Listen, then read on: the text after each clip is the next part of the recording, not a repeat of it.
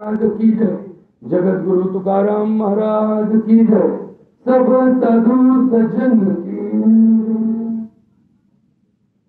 आज या गावातील खांडेकर परिवार आणि या परिवारातील सर्वात ज्येष्ठ श्रेष्ठ असणारे चंद्ररावजी खांडेकर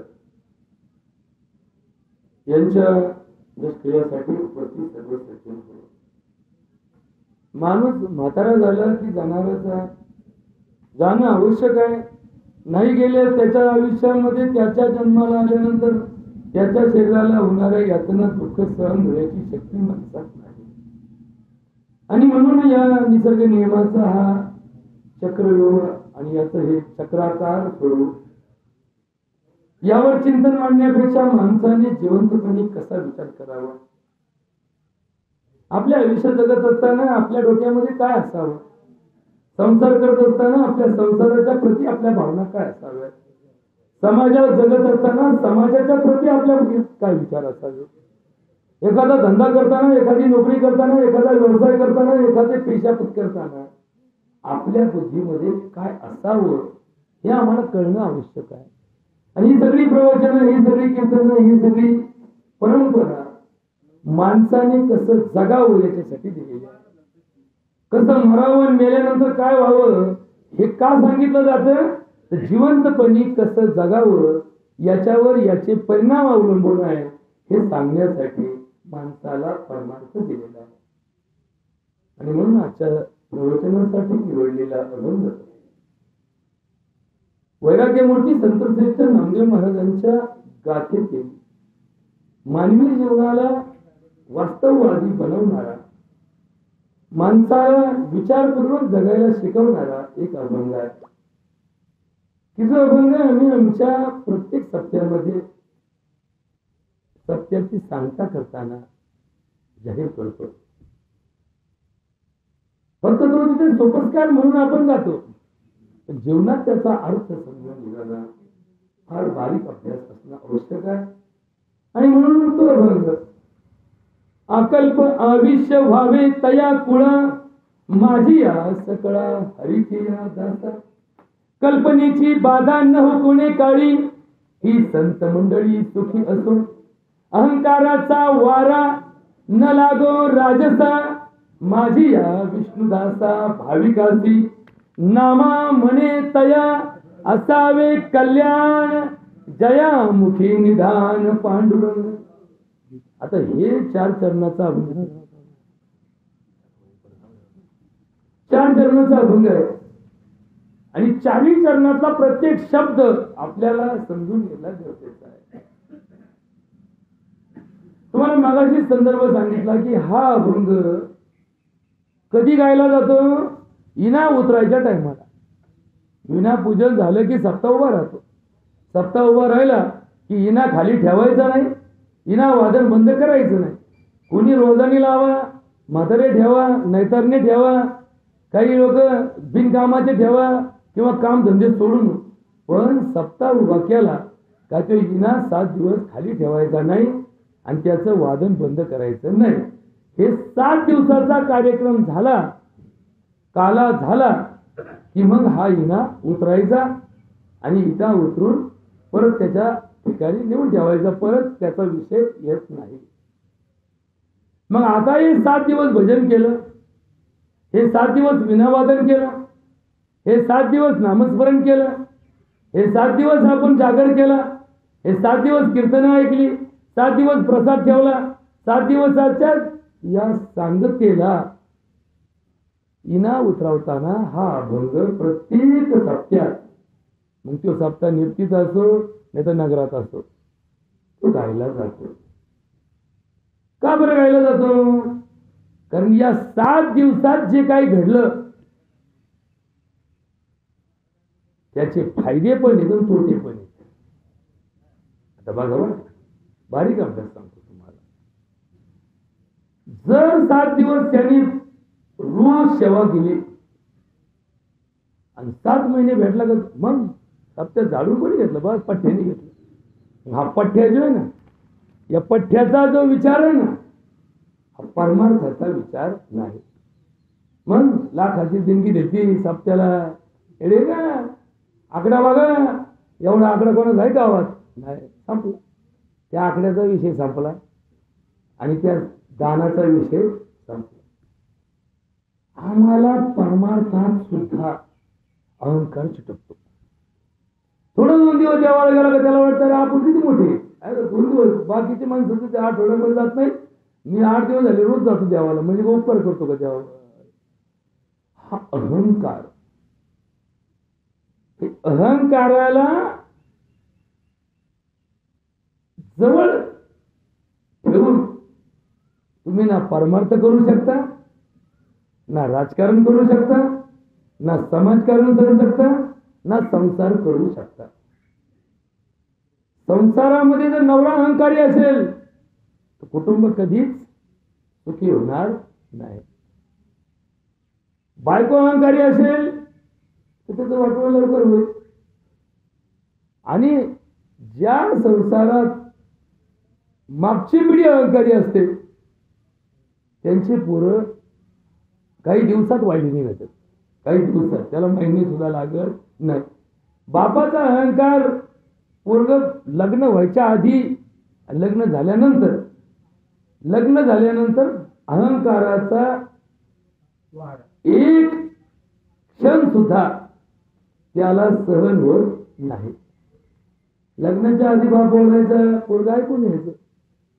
तर लग्न झाल्यानंतर बापाने तीच कॅसेट चालू केली ना, पोराचा अंतःकरणाला तो भेटतो. तोपर्यंत त्याला काही वाईट वाटत नव्हतं, तोपर्यंत त्याला त्याच्या संस्काराची बाजू समजायची. पण आज तो 2चे 4 हात झाले की तो स्वावलंबी होण्याचा रस्ता मोकळा होतो. आणि मग त्याला त्या काळात केलेला उपदेश, त्या काळात बापाने दाखवलेला धाक, त्याच्या सहनशक्तीला मर्यादा येतात. का? कारण लग्नाच्या वेळी जे काही घडलेलं असतं,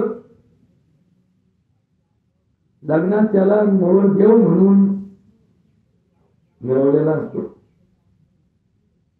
सगळ्या गावाने शेवंतीच्या टायमाला देवळाच्या बाहेर बुटं काढून ठेवले आणि याला देवळात गेल्यावर बुटं घातले. अरे बोले लोकांची बुटं बाहेर काढून ठेवली, तुला का घातली? मग तू देव नाही का? नवरदेव आहे ना. नवरदेवाने देवळात बुटं काढायचे नसते का? कारण ते देवच आहे, देवाला तिथं माप असतं. मग या लग्न प्रक्रियेमध्ये त्याचा एकट्याचा सन्मान, त्याच्यासाठी 1000 लोक जमा झाले, त्याची 1000 लोक वाट पाहतात. इथं टायमिंग होऊन गेला, मोठमोठे अधिकारी आले, पदाधिकारी आले. लोक म्हणले अरे आम्हाला तुम्ही 12:30 टाइम दिला, 1 वाजला तरी तुमचा नवरा, मग याला तर अजून अवसर. हा म्हणतो नाचा पडून बघू ना कसं गुंतवले, बघा का. म्हणजे भूमिका त्याची या काळात स्वतःच्या अहंकाराला संधी प्राप्त होते. आणि मग माझं लग्न झालं म्हणजे मला असं अप्रूप वाटतं की जगाच्या पाठीवर मी सगळं कमावलं. आता लग्न बापाच्या घरच्यांनी केलं, नवरी बापाच्या इज्जतीवर मिळवली. सोयरेधारे लग्न करतात ते खानदान पाहून करतात, नवरदेव पाहून नाही करीत. आपल्याकडे फार जुनी परंपरा आहे. किती IT इंजिनियर पोरगी असू द्या, तिचा आधा आपल्या पोराला विचारतो, भाऊ पोरगमच मोठा असेल पण त्याला घरी जमीन जमला आहे का? 2-4 एकर का होईना त्याचं नाव आहे का त्याच्या बापाच्या नाव? आणि मग एखादा IT इंजिनियर 2 लाख रुपये महिन्याचा कमाई असेल आणि त्याच्या घरी जमीन नसेल तर आपला शेतकरी आजचा म्हणतो बरं का, मी बाप नाही म्हणून आजचा बघावा विचार करून. मला तर नाही पटत होईल. का पटत नाही? कारण तो आपला धर्म आहे. तो धर्म तिथे कुठेतरी त्याला अडचणीत वाटतो. का अडचणीत वाटतो? कारण ज्याच्या घरी शेती आहे त्याच्या कुटुंबात सहनशक्ती सगळ्यात मोठी असते. ती शेती 2 एकर असू द्या, 4 एकर असू द्या, 8 एकर असू द्या, पण शेती ज्याच्या घरी आहे, जो घरी शेती करतो त्याला परमार्थामधली जी शक्ती आहे ती आपोआप प्राप्त होते. आता हे कसं काय? शेतकऱ्याच्या बाबतीमध्ये हा एकमेव धंदा असा आहे तर जिथं अनिश्चितता आहे. अनिश्चितता सांगताच येत नाही. यंदा बी भरणं नाही व्हायचं, पुढच्या वर्षी असं होईल असं होईल, तर आपण ठेवायला जागा नाही व्हायचं. एकदा असा भाव सापडेल की गोनपाट नेलं भरून फक्त एका गुणीचे 10,000 आले आणि एकदा टेम्पो भरून नेला तरी 5,000 आले. म्हणजे ही जी अनिश्चितता आहे, या अनिश्चिततेची त्या परिवाराला, त्या माणसांना अनुभवणी सवय असते. आणि मग अशा परिवारामध्ये जर आपली नात दिली तर लग्न झाल्या झाल्या काय लगेच तिच्याकडून सगळ्याच गोष्टी एकदम दुरीत होती, नंतर सगळ्याच गोष्टी तिच्याकडून तंतोतंत घडतील नाही. तिला त्या घरात राबता व्हायला, मुलायला काही वेळ द्यावा लागणार आहे. वर्षभर 2 वर्ष तिला समजून घ्यावं लागणार आहे. आणि समजून कोणाच्या घरात घेतलं जातं? फक्त शेतकऱ्याच्या घरात, बाकीच्या घरात नाही. बाकीचं जग व्यावहारिक आहे, शेतकऱ्याचं जग भावनिक आहे. बरोबर. भावना ही धर्माची पहिली पायरी आहे आणि व्यवहार ही धर्माची पहिली बाधा आहे. तुम्ही व्यवहार पाहिला की अधर्माला संधी आहे आणि तुम्ही भावना पाहिली की धर्माला संधी आहे. आणि मग त्या पोराच्या आयुष्यात तो प्रसंग, तो दिवस कदाचित त्याचा अहंकार वाढू शकतो. म्हणून तर त्याला जरी नवरदेव तेवढ्या दिवशीचा केला तर दुसऱ्या दिवशी त्याला सगळ्या गावात पाया पडायला घेऊन जातो. याच्या पाया पडले, यांच्या पाया पड, यांच्या पाया पड, यांच्या पाया पड. काल तर देव होता, सगळे लोक याच्या पाया पडायचे काल, कारण काल देवाच्या भूमिकेत होता. आज भक्ताच्या भूमिकेत सगळ्या गावाच्या पाया पडायला घेऊन गेले. का? कारण याला अहंकार चिटकू नये. याला कळावं की आपल्यापेक्षा वयाने, ज्ञानाने, तपाने, साधनेने, अनुभवाने मोठी माणसं आमच्या गावात आहेत. त्या माणसांच्याच मार्गदर्शनाखाली माझा संसार सुखाचा होईल.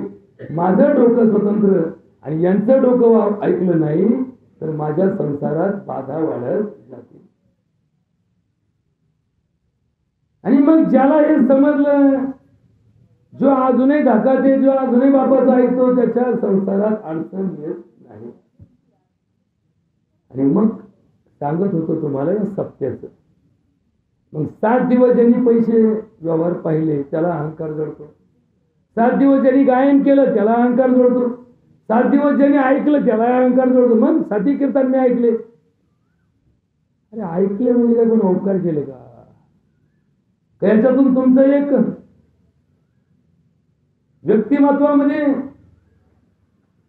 तुमचा जो इतिहास आहे त्याच्यात त्याची नोंद होईल का? धर्म सांगतो नाही. का नाही? कारण मुळातच ही सत्ता जो ठेवला होता तो तुझा अहंकार जाळण्यासाठी होता, अहंकार निर्माण करण्यासाठी नाही. वर्षभर आपण जे काही व्यवहार करतो, वर्षभर आपण जे काही आपले स्वतःचे व्यवसाय करतो, त्यामध्ये नकळत आपल्याला कुठेतरी हे षड शत्रू, 6 शत्रू चिटकलेले असतात. काम, क्रोध, लोभ, मद, मोह, मत्सर हे 6 नकळत आपल्या जवळ येत असतात. किंबहुना हे 6 आल्याशिवाय व्यवहारात प्रगती नाही. बरोबर. दुकानदार लोभी असेल तर लवकर श्रीमंत होईल. दुकानदार परमार्थिक असेल तर तो श्रीमंत कधी होणारच नाही. बरोबर. डॉक्टर जर लोभी असेल तर 2 वर्षात 4 तळाची माडी बांधली. कारण शेवटी लोभ ज्याच्या जवळ आला, पैसा त्याच्या जवळ गेला. सरळ आहे ना. आणि मग लोभ जर त्याच्याजवळ आला, त्याची भावना शुद्ध राहील का? का? कारण त्याला आशा लागेल. लोभ आणि आशा एका बाजूला चिटकतात. समजा एक महाराज इथं बसवला, आणि त्याला लोभ चिटकला.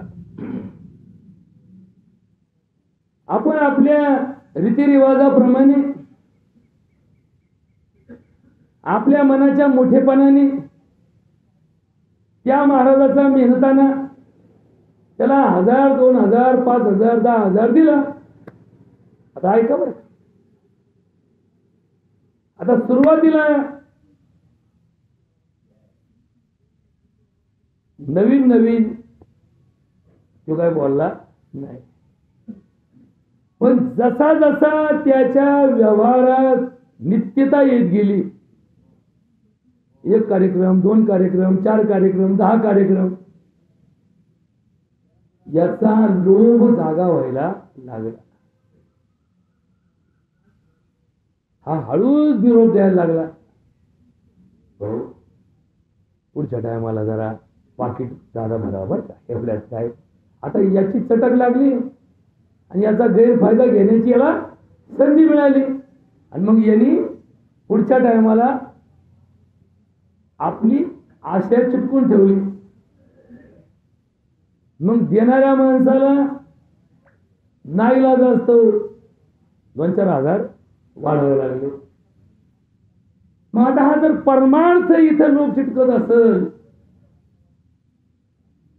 तर व्यवहारात लोभ हा अनायास चिटकलेला असतो. मग हा लोभ माणसाला काय करतो, हळूहळू येडा करतो.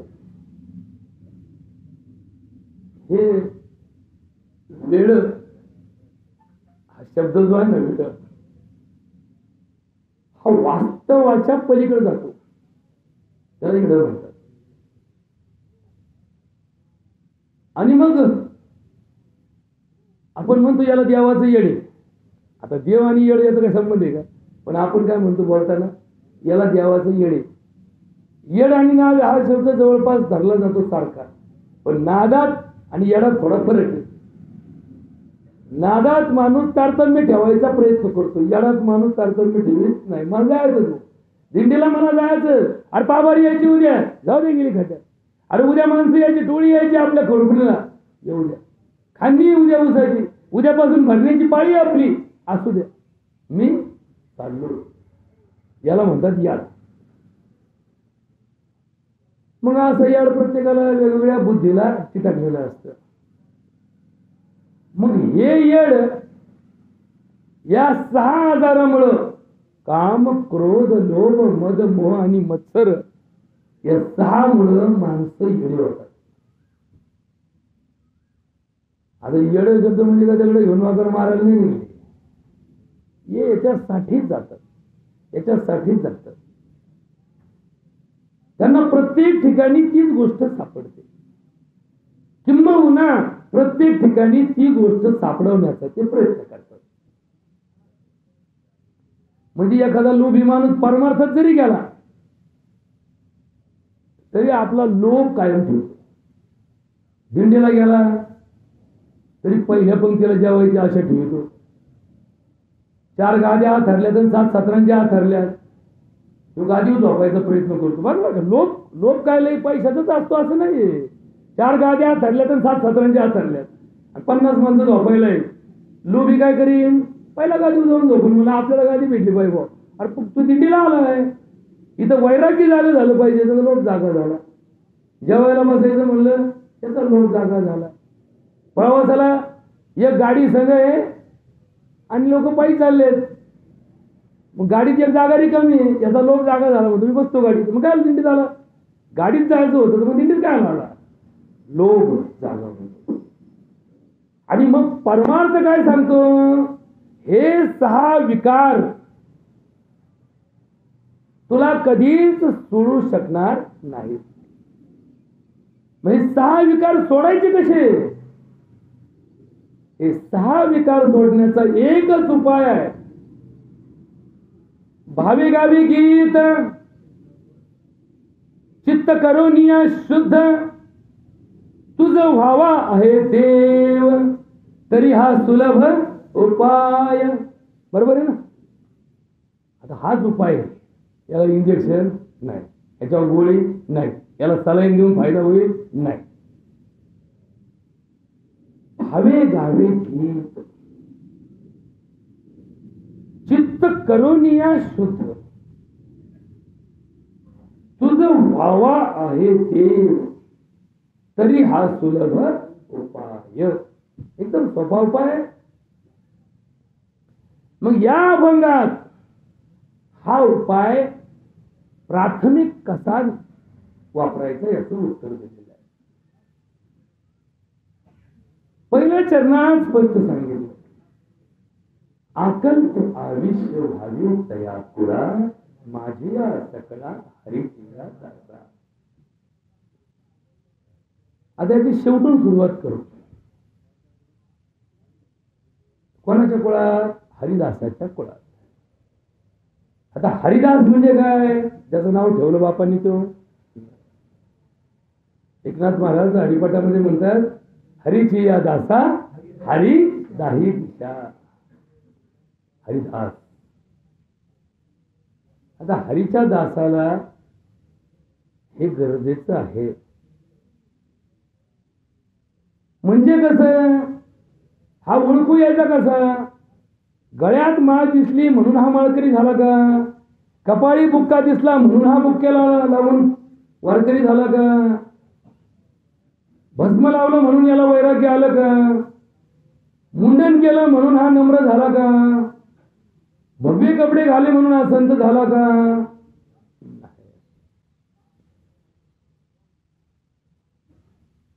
हरिदास त्यांनी दास्यत्व स्वीकारलं. दास्यत्व. दास्यत्व म्हणजे काय? दास्यत्व म्हणजे, दास म्हणजे कोण? आपण म्हणतो गडी कामाला ठेवला. आता गडी दास का मालक? ज्या गड्याला कामाला ठेवलं तो काय करणार? मालकाने सांगितलेलं. तसे जे हरिदास आहेत, हरिदास, हरीची या दासा, ते काय करणार? हरीने सांगितलेल्या रस्त्याने चालणार. कसे चालणार? छाती फुगून चालणार का? टाईट चालणार का? नाही. नम्रपणे, विनम्र भाव, अंतःकरणामध्ये नम्र भाव. कसा भाव? तुकाराम महाराज सांगतात, नीचपणा बरवे देवा, न चले कुणाचा दावा, महापुरे झाडे जाती, तेथे लव्हाळे राहती, येता सिंधूच्या लहरी, नम्र होता जातीवरी. तुका म्हणे कळ, पाया धरिल्या नचले बळ. तर ही जी वागणूक आहे, हे जे वागणं आहे, हे वागणं प्रत्येकाच्या परिवारात कसं परिवर्तित होईल? सगळ्या घरात नम्रता कशी जाईल? प्रत्येक व्यक्ती नम्र कधी होईल? प्रत्येक व्यक्ती खरी कधी बोलेल? प्रत्येक व्यक्ती परमार्थ कसा करेल?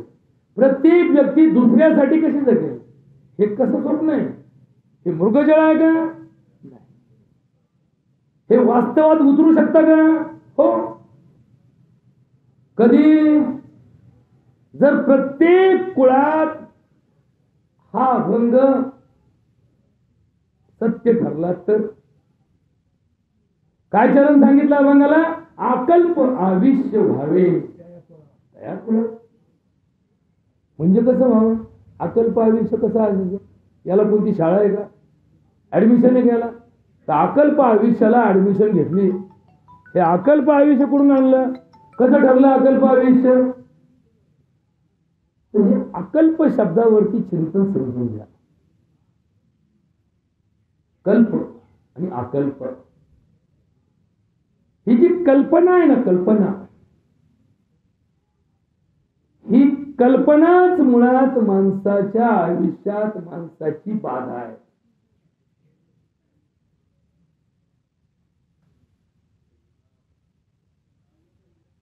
आता हे तुम्हाला थोडं प्रमाण सिद्ध करून दाखवतो. एका अभंगात सांगितलं, जेथे जेथे मन जाईल वासना, फिरवावे नारायण हेची देई, वारंवार द्यावा नामाचा आठव, सुबुद्धीचा ठाव पुसा सर्व, भेदाची भावना तोडावी कल्पना, आली कल्पना, तोडावी कल्पना, छेदाची वासना समूळ कंद, एका जनार्दनी नका दुधा छंद, रामकृष्ण गोविंद आठवावा. पण थोडी नवीन नवीन अभंग प्रमाणात आहेत, पण काय अडचण नाही. याच्यातून बघा अर्थ किती पूर्ण आहे. छेदाची वासना, भेदावी कल्पना, कल्पना तोडून टाकायची. आता ही कल्पना कशी तोडायची बघा. यासाठी आपल्या शेतीतलं उदाहरण बघा. समजा आपला डाळिंबाचा बाग आहे. डाळिंबाच्या बागाला दोन गोष्टी केल्याशिवाय फळ लागत नाही. एक तर तो बाग छाटल्याशिवाय लागत नाही आणि दुसरा ताण दिल्याशिवाय लागत नाही. ज्यांनी बाग छाटला नाही आणि ज्यांनी त्याला ताण दिला नाही त्याचं फळ टिकत नाही, फळ गळून पडतं. का गळून पडतं? कारण या दोन गोष्टी त्याला मिळाल्या नाही तर त्याची फल पक्वता होत नाही.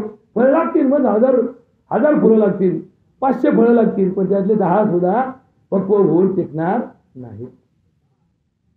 हे छेदन. तसे आपल्या आयुष्यामध्ये वासना आणि कल्पना याची छाटणी केल्याशिवाय आपल्या आयुष्याला बहार येणार नाही. आता ही करायची कशी करायची छाटणी? तर घेऊन रोज ना कापायचे म्हणजे मग छाटणी होती, केस कापायचे मग छाटणी होती. केस कापण्याचा आणि राखण्याचा काही संबंध?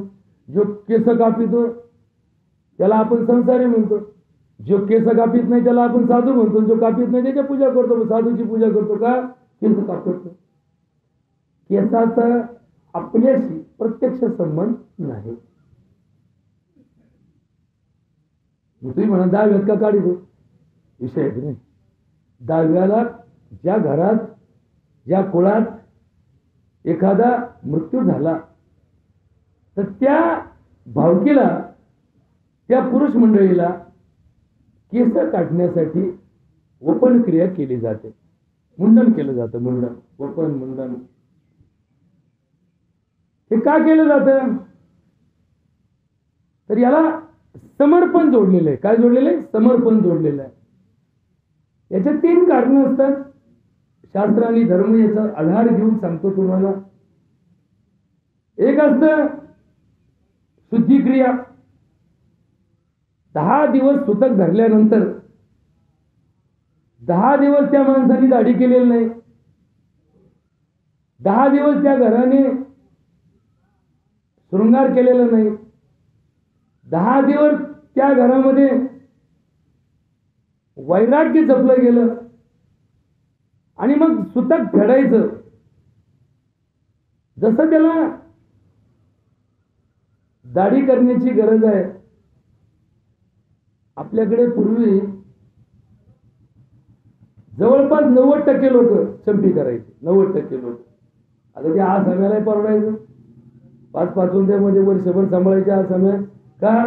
कारण त्याला लेटी जाईल लागत नव्हती. एका मिनिटात एक खरडायची. तीळ भरातून त्याचं सगळं गाव खडून व्हायचं. आता हे डवीन आलं, ती जाईन आल्यापासून तास भर लागतो या काळ पोहायला. आता 1 तास गेला म्हणजे त्याचं धंद्याचं टायमिंग किती गेला बघा तुम्ही. हे जर डोक्या करायला बसवले तर 1 तासात सगळ्याचे डोके होऊन जाते. इथं आता जर चंपे करायला ठेवलं तर, इथं जर कोराकोरी करायला ठरले तर 1 घंटे एकाच नाही व्हायचं. म्हणजे याच्यात आता जे आभूषण झालं ते पूर्वी नसायचं. पूर्वी सगळं ढोपट एकच असायचं.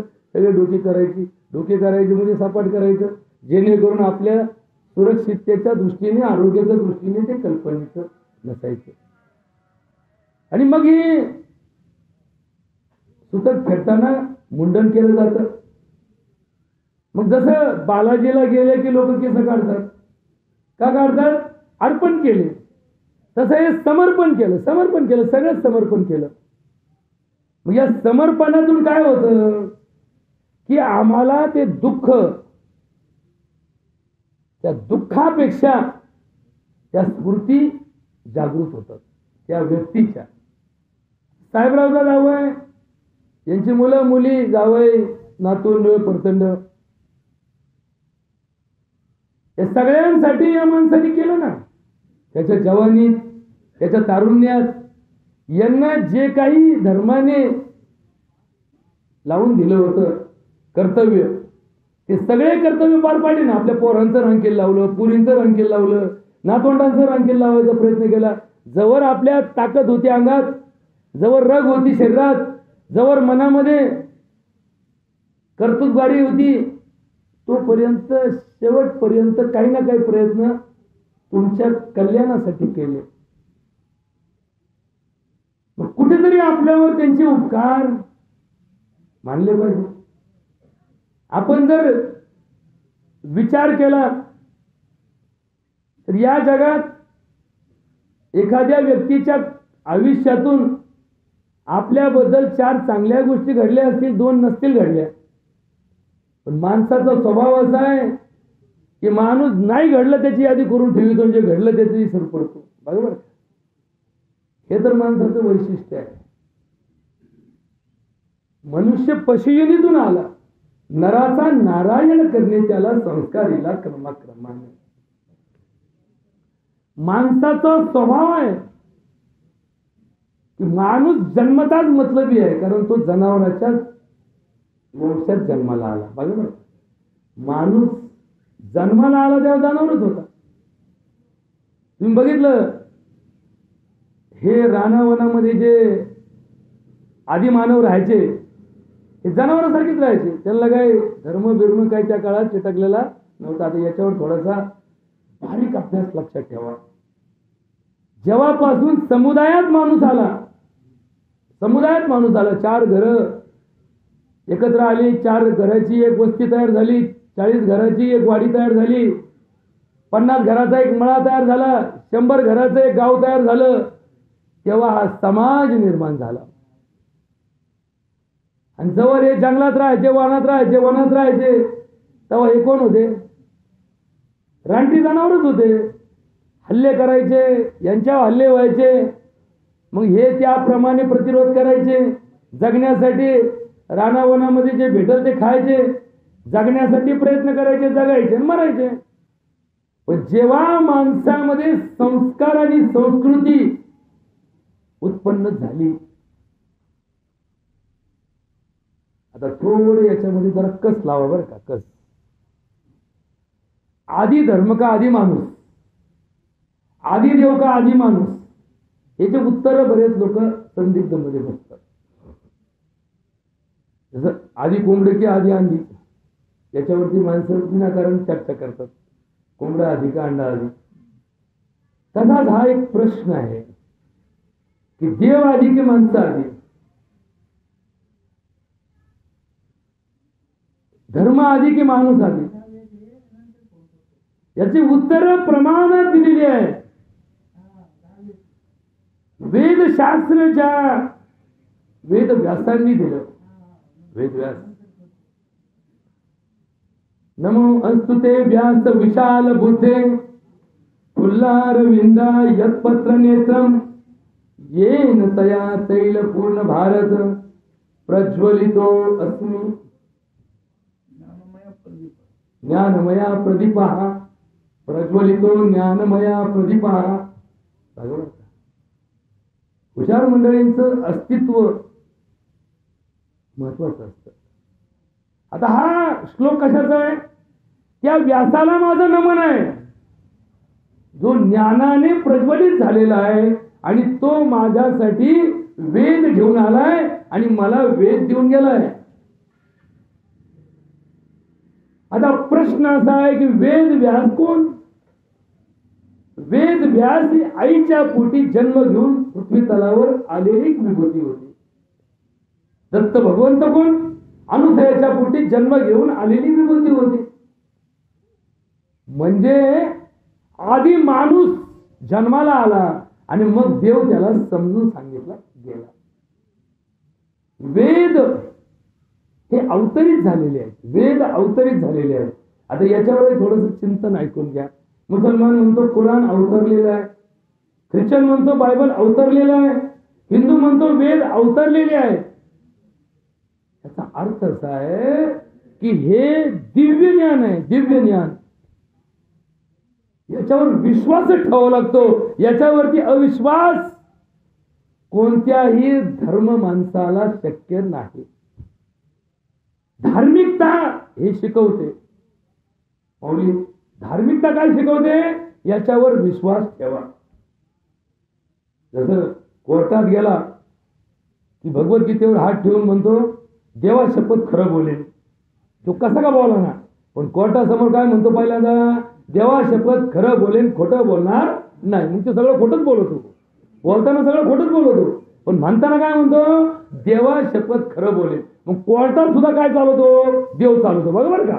कोर्टात असं म्हणले का हे देव बिव सगळं झुटे? नाही. कोर्टात तुम्ही गेले, साक्षीला उभे राहिले का त्यांचा जो पट्ट्यावाला असतो तो तुमचा धर्म पाहतो. तुम्ही जर मुसलमान असाल तर कुराण घेऊन येतो, तुम्ही जर हिंदू असाल तर गीता घेऊन येतो, तुम्ही जर ख्रिश्चन असाल तर बायबल घेऊन येतो, तुम्ही जर शीख असाल तर तुम्हाला गुरु ग्रंथ साहेब घेऊन येतो. आणि तो तुमच्यापाशी देतो आणि तुम्हाला म्हणतो हात ठेव द्यावर, हात ठेव द्यावर. मग देव कुठे आहे? ग्रंथ हाच गुरु आणि ग्रंथ हाच देव. मग याची संकल्पना काय? की माणूस धर्माशिवाय जगू शकत नाही. जर तो धर्मावर हात ठेवत असेल तर त्याचा विचार बदलला पाहिजे. जरी त्याने तिकडे 1000 रुपये घेऊन साक्ष फोडली असेल, जरी लाख रुपयाच्या आमिषाला बळी पडला असेल आणि म्हटलं असेल की कोर्टात गेल्यावर मी तेच बोलेन जे तू म्हणतो, पण ज्या वेळेस त्या गीतेवर हात ठेवला जाईल त्यावेळेस याची अस्मिता जागी होईल आणि त्या गीतेवर ठेवलेला हात आणि घेतलेली देवाची शपथ याला खरं बोलायला भाग पाडेल असं समजलं जातं. घडतं का? असं नाही. का घडत नाही? म्हणून तर या युगाला काय म्हणतात? कलियुग म्हणतात. कलियुग म्हणजे काय? धीधृती स्मृती विभ्रष्ट कर्म यत् करुते अशुभम प्रज्ञापराधम तद उच्यते सर्व एवं प्रकोपनम. म्हणजे काय? म्हणजे बुद्धी भ्रष्ट झाली, धैर्य भ्रष्ट झालं, स्मृती गेल्या. बापाने आपल्यासाठी लय केलं, विसरला. आईने आपल्यासाठी खस्ता घेतल्या, विसरला. किती लवकर विसरला? थोडा मोठा झाला का लगेच विसरला. थोडा शाळेत जायला लागला, हळूहळू बापाची विसर पडायला लागला. थोडा 2 रुपये कमवायला लागला, बापाने आपल्यासाठी दिवाळी केली नाही पण आपली फी भरली, विसरला. विसरला. का बरं विसरला? कारण याची बुद्धी भ्रष्ट झाली. याची बुद्धी जाग्यावी ना, तो किती मोठा झाला तरी शेवटपर्यंत विसरत नाही का माझ्या बापाने फाटकी अंडरपॅन्ट घालून, फाटकी बंडी घालून त्यांनी नाला बिल्डिंगचे काम केले तेव्हा मला शिकलो, त्याच शिकण्यावर मी मोठा झालोय. म्हणजे माझ्या शिकण्याचं श्रेय कुणाकडे आहे? माझ्या बापाकडे आहे. कोण विसरत नाही? ज्याला बुद्धी जाग्यावर ठेवायला समजलं त्याला.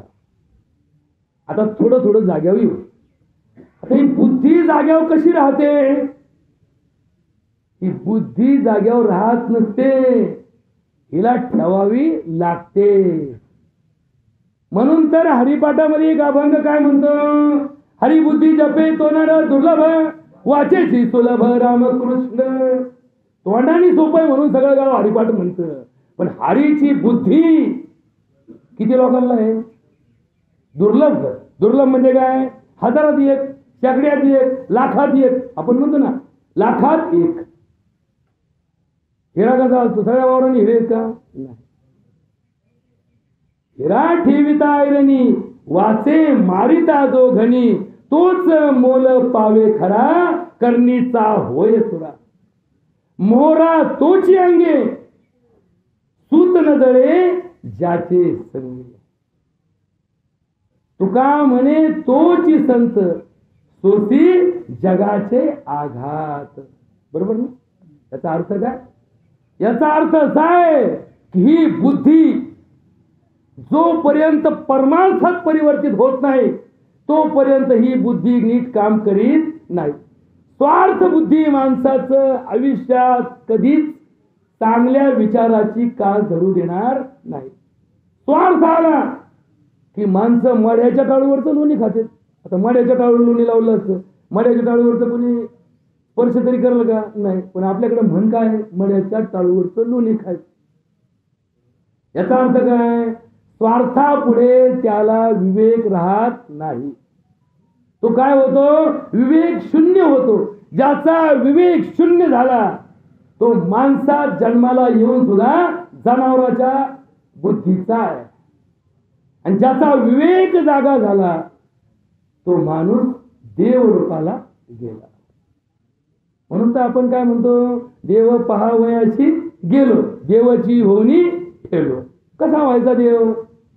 देव कसा होतो? बुद्धी परमार्थात परिवर्तित झाली की देव होतो. देव म्हणजे काय लय मोठा असतो का? नाही. देव म्हणजे लय वेगळा असतो का? नाही. हे सुद्धा काय देवच ना. फक्त काय यांच्यात एक बदल होणं गरजेचं आहे. इथला प्रत्येक माणूस देवाच्या पात्रतेचा आहे. वसंतराव, प्रत्येक जण देव आहे. फक्त एक बदल. काय बदल? आता आज 25च्या 25 पात्रतेचे आहेत. फक्त एक बदल. काय? बहुमताने एक पात्र केला, बाकीचे काय केले? अपात्र केले. किती अपात्र झाले? 24 अपात्र झाले. आता बघा, हे म्हणजे मोठा खटका आहे. आता पहिल्यांदा आपल्या जिल्ह्याने 25 पाहिले. आता हे 25 आता काय पुढे म्हणजे त्याला मराठीत एक आपल्या परमार्थामध्ये एक अभंग आहे ना, उस ढोंगा पर रस नव्हे ढोंगा. ते ढोंग कसं काय कोणाच्या बुद्धीत येतं कोणाला काही कळत नाही. मिळत बसं ना कोणाला काय चाललंय, कोणाचं काय निघतंय. आणि काहीतरी आपलं काहीतरी एखाद्या गोष्टीत ताकद, आवाखा, लायकी कोणीच काही बात नाही. 25 जण कशासाठी 25 झाले? त्या 25 पैकी 20 जणांना विचारलं का तुमचं नाव कसं काय देत होतं?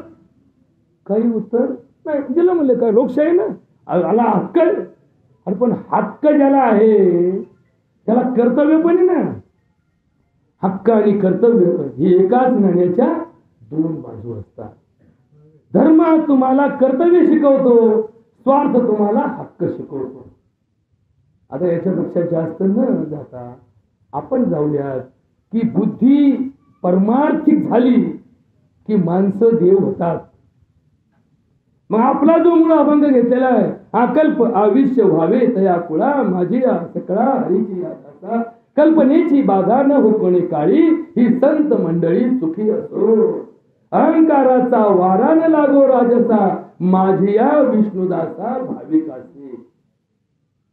आता हा अहंकार शब्द थोडा समजून घ्या. अहंकार, आता अहंकार शब्द वाईट आहे का? अहंकार वाईट आहे का? आता याचा थोडा अभ्यास सांगतो का तुम्हाला? थोडा. आपल्या धर्मशास्त्रामध्ये 6 शास्त्र मान्य आहेत, बरोबर? चहुवेददान, 6 शास्त्र कारण. कोणते 6 शास्त्र? सांख्यशास्त्र, वैशेषिक शास्त्र, न्यायशास्त्र, योगशास्त्र, पूर्वमीमांसा शास्त्र, उत्तर मीमांसा शास्त्र, बरोबर? 6 शास्त्र. यापैकी सांख्यकार काय म्हणतात ते ऐकून घ्या. सांख्यकार कपिल मुनींचं सांख्यशास्त्र. कपिल मुनी काय म्हणतात की ही सृष्टीच अहंकारातून निर्माण झालेली आहे. 25 तत्वांची सृष्टी ही यदृच्छेतून निर्माण झाली. या यदृच्छेतून सगळ्यात पहिल्यांदा काय निर्माण झालं तर अहंकार निर्माण झाला. या अहंकाराचे किती तुकडे पडले? त्या अहंकाराचे 3 तुकडे पडले. बघा बरं का, आता हे तत्वज्ञान हे फार अवघड नाहीये, पण तुम्हाला कधीच माहित नसल्यामुळं याचा शोध तुम्हाला कधी लागला नाही, कधी आतापर्यंत तुमच्या चर्चेत विषय आला नाही. फार सोपं आहे. ही सृष्टी निर्माण कशी झाली? अव्यक्तातून झाली. सगळ्यात पहिल्यांदा अव्यक्त होतं. एखादा बंगला बांधायचा असेल तर तो आर्किटेक्चर काय करतो? एका कागदावरती बंगल्याचं 3D चित्र काढतो आणि ते चित्र असं मांडलं आपल्याला वाटतं पाय ठेवला का आज जाऊ, पण ते कशावर असतं? कागदावर चित्र असतं. तसं या सृष्टीचं अव्यक्त रूप भगवंताने सादर केलं आणि त्या अव्यक्ताचं रूपांतर अहंकारात झालं. त्या अहंकाराचे 3 तुकडे पडले. सात्विक अहंकार, राजस अहंकार आणि तामस अहंकार. या सत्व रजस तमाचे पुन्हा 2 तुकडे पडले. एक सजीव सृष्टीकडे गेला, एक निर्जीव सृष्टीकडे गेला. सजीव सृष्टीकडे गेलेल्याचे पुन्हा भाग झाले आणि मग त्याचे इंद्रिय तयार झाले. ज्ञानेंद्रिय, कर्मेंद्रिय, बलेंद्रिय आणि मग ही सगळी सृष्टी पंचतत्वांच्या संयोगातून सजीव झाली. हा जीव, हा शिव, आणि हे सृष्टीचं तत्व, जीव जगत आणि जगत नेता. जीव जगत आणि जगदीश, त्या तिघांचं हे साम्राज्य उभं राहिलं. म्हणजे सगळ्यात पहिल्यांदा जगात आला काय? अहंकार आला. मग तो अहंकार आणि आम्हाला मिळालेला, आम्ही घेतलेला, आम्ही शोधलेला अहंकार, याच्यातला फरक लक्षात घ्या. आम्हाला अहंकार होतो. कशा कशाचा अहंकार होतो आम्हाला? अहो, शुल्लक गोष्टीचा अहंकार होतो.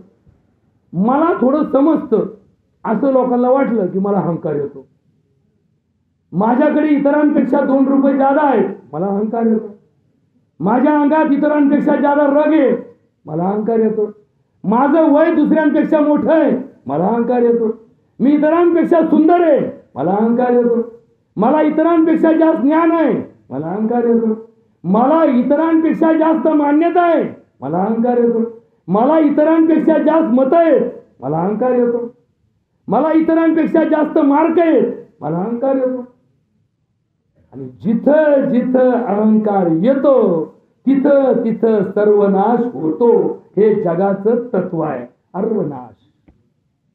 असे भले भले गेले. रावणाला अहंकार झाला.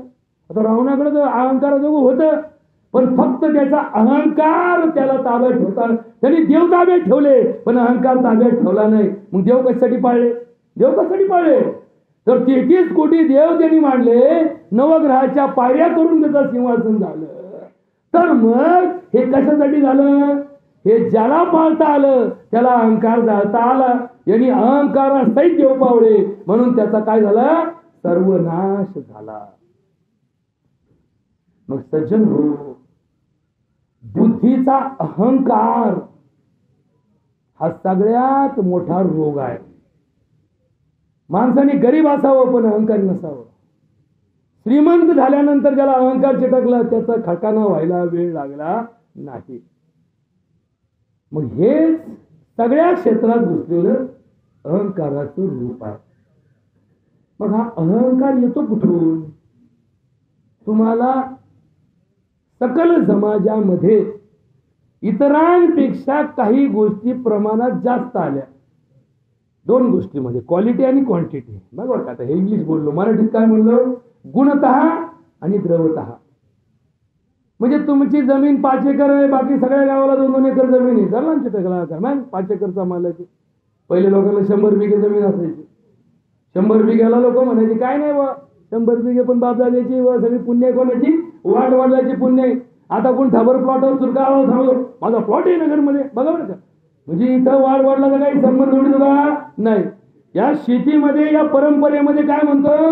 अहो बागायतदार, तुमचा 90 बिघ्याचा प्लॉट आहे. नाही भाऊ, वाढवाडल्याची पुण्य आहे, आमच्या बापाने ठेवलं म्हणून मला मिळालं. इथं काय झाली? नम्रता आली. नीट लक्षात घ्या. साहेबरावच्या दहाव्याला आलो हा एक माणूस, हरा मासाचा शेतकरी.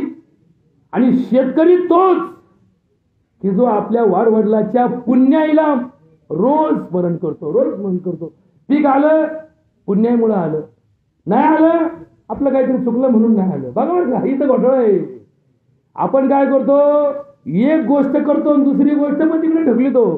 चांगलं झालं तर आपल्यामुळे झालं, आणि वाईट झालं तर त्यांच्यामुळे झालं. ही प्रवृत्ती परमार्थात असत नाही. परमार्थात चांगलं झालं तर देवाला श्रेय द्या, समाजाला श्रेय द्या, वाडवडिलाला श्रेय द्या. आणि वाईट झालं तर कोणाकडे बोट दाखवू नका, डोळे झाकून आपल्याकडे त्याची जबाबदारी घ्या. हे ज्याला समजलं त्याला परमार्थ समजला. मग आता 2 गोष्टी शेवटी सांगतो. पहिलं म्हणजे अहंकार चिटकू नये म्हणून काय करावं, आणि दुसरं हे अहंकार चिटकू नये म्हणून जो उपाय करायचा त्या उपायाने माणसाला देवत्व कसं प्राप्त होतं, याच्यासाठी देव कशाला म्हणायचं. या 2 गोष्टी समजल्या की तुमचा देव झालाच. मग या अभंगात तुमचा अहंकार जाळायला सांगितला. तो कशाने जळतो? अकल्प आयुष्याचा विचार पुढे आला की तो जळतो. म्हणजे याचं एक उदाहरण देतो तुम्हाला. एक मुलगा लग्नाचा आहे, बरं का, लग्नाचा आहे, आणि 100 स्थळं त्याला दाखवली. बघा, 100 फोटो, 100 मुलींचे बायोडाटा. एक मुलगी उंचीला कमी आहे पण 2 लाख पगार आहे. एक मुलगी उंची पुरी दिखणी पण एखाद्या सिनेमातली नटी दिसावा पण जॉईंट नाहीये. एक मुलगी दिसायला मध्यम आहे पण नोकरी करते, पगार कमी आहे, शिक्षण आहे. आता मग याच्या पुढे 100 डाटा ठेवले. आता याला शहाणं म्हणावं, एवढं म्हणावं, मला अजून कळलं नाही बरं का. याच्यावर थोडं डोकं लावर का तुम्ही. आता हे जे चाललंय ना सध्या खेळ, हा खेळ आहे ना बायोडाटा आणि वधूवर सूचक मंडळ, याच्यातून मी बरेच दिवस झाले काम करतो. पण मला अजून काही कळना की पोराला पोरगी बापाने बघावं लागती का पोराने बघावं लागती, आज्याला बैठकीला न्यावं लागत का मित्राला बैठकीला न्यावं लागत. याच्यावर थोडा बारीक विचार करायची वेळ आलेली आहे, लक्षात ठेवा. तर मग त्या पोरापुढे 100 ठेवले. तुम्हाला वाटतं का त्या पोराला त्यातून निवडता येईल? अजिबात नाही, अजिबात नाही, काहीच होणार नाही. त्याला वाटतं सुंदर बायको असावा, त्याचं स्वप्न आहे सुंदर बायको असावा, शिकलेली असावा, नोकरदार असावा, जास्त पगारीवाले असावा. आणि नेमकं ही त्याच्यात नाही. एक बुट्टी आहे, पगार जास्त आहे, एक उंच आहे, पगार कमी आहे. आता आला घोटाळा. पगाराकडे बघावा तर उंची कमी पडते, उंचीकडे बघावा तर पगार कमी पडतो. म्हणजे काय, आपल्याकडे म्हणे धरलं तर चालतं आणि सोडलं तर पडतं. तसं याला व्हायला लागलं. आणि मग हा काय डोकं चालवेना. मग याला म्हणलं एक बघ. मग यांनी एक बायको पाहिली, एक पुरीला पाहायला गेला. सगळे माहिती काढली. आता पाहायला सुरुवात करावं लागली. आता मला अजून कळलं नाही सुरुवात करावं लागेल म्हणजे शेवट कधी व्हायचा. त्याची सुरुवात करावं लागते, त्याचा कधी शेवट होत नसतो. हे कोणीतरी नवीन फॅड काढलं. हे काय नाव आणलं असेल कोणी, कोणाला माहित नाही. पण सुरुवात करा पाहायला. सुरुवात करा म्हणजे काय, याला काय सुरुवात करावं लागते. एक घाव 2 तुकडे एकदाच काहीतरी घडून घ्यावा. पण असं नाही. पोहे खायला बसला, पोरगी पाहिली. आता याला पोरगी तशी पसंत पडायला लागली, याला आवडली. कारण त्यांनी पोरगी पाहणं, मुळातच पोरगी आवडायलाच पाहिजे ना पोराला. मग याला पोरगी आवडली पण याची कल्पना जागी झाली. हा म्हणतो असं करू ना, याला होकार देण्याच्या आधी ती बघू. बरोबर का, कल्पना, ही कल्पना कशी असते बघा माणसाची. मग याला हे म्हणले अहो पडी नाही, पोरगी चांगली होतो. मग काय झालं, अडचण काय नाही, मी तुम्हाला 8 दिवसांनी कळवितो.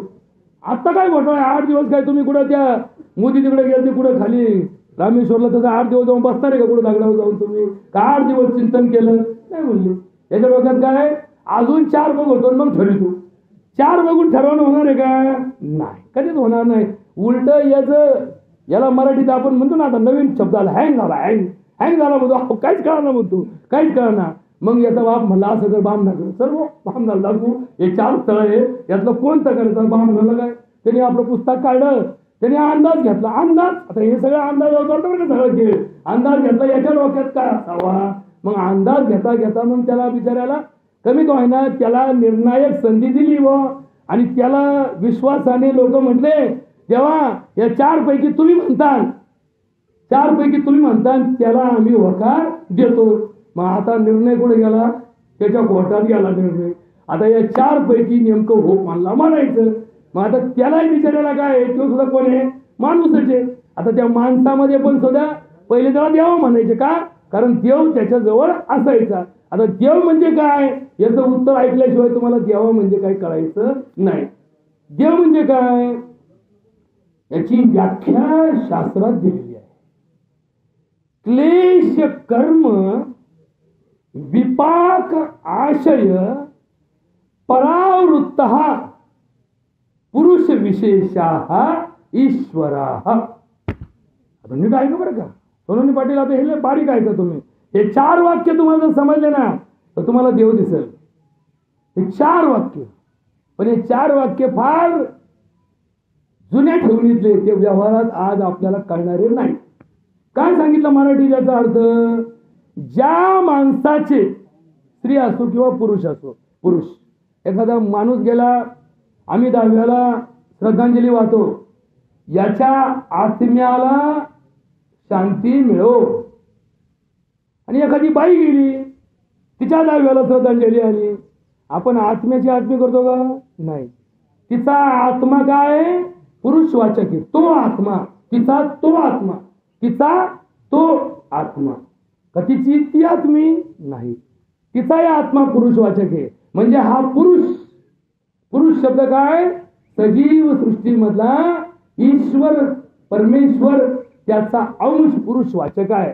आता हे पण थोडस ऐकून घ्या. तो पुरुष हा जन्माला आला ना, हे सगळे पुरुष आहेत, बाई पण पुरुषच आहे. अद्वैत काय सांगतात, सगळे पुरुषवाचक आहे. तो पुरुष देव आहे. म्हणजे तुमच्यापैकी प्रत्येकाने ही व्याख्या स्वतःसाठी तपासून पहा 2 मिनिटात.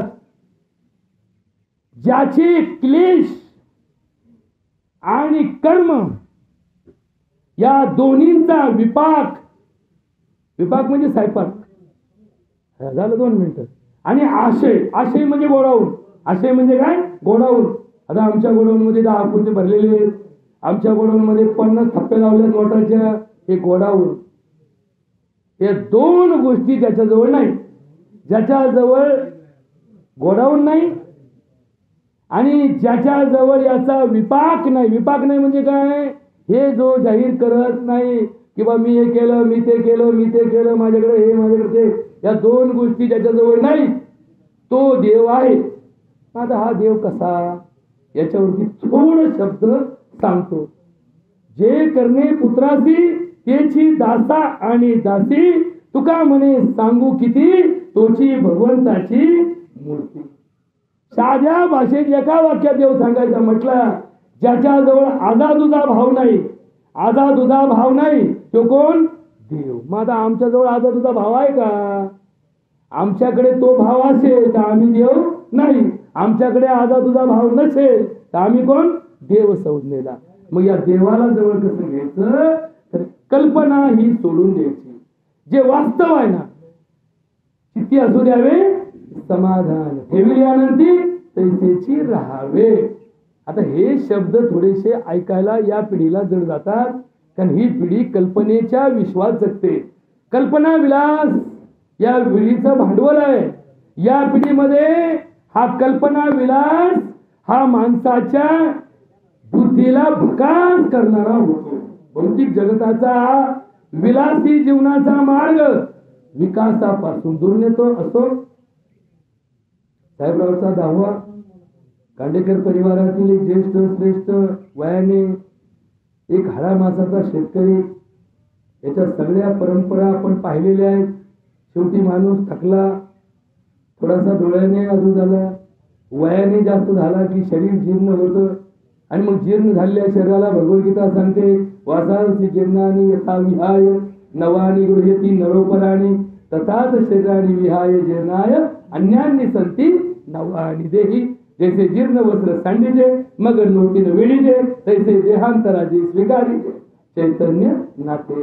जो विषय आज सांगितला ना, तो सरपंच एखाद दिवशी निवांत हाताळावा लागणार आहे, आम्हाला बदलावं लागणार आहे, आम्हाला कुठेतरी थांबावं लागणार आहे, आम्हाला कुठेतरी वैचारिक बैठकीवर यावं लागणार आहे, आणि आम्हाला कुठेतरी व्यवहारात परमार्थ घालावा लागणार आहे. त्याच्याशिवाय सुधारणा नाही. किती भांडवलाने मोठा झाला तरी माणूस मोठा होत नाही. जो माणूस वैराग्य आणि ज्ञान या 2 गोष्टीचं भांडवल घेऊन जगला तो मोठा झाला. ज्याच्याकडे सौभाग्य आलं आणि ज्याच्याकडे ज्ञान नाही असा माणूस किती श्रीमंत झाला तरी त्याच्यासारखा हीन वृत्तीचा माणूस नाही. याच्यावरून हे लक्षात येतं.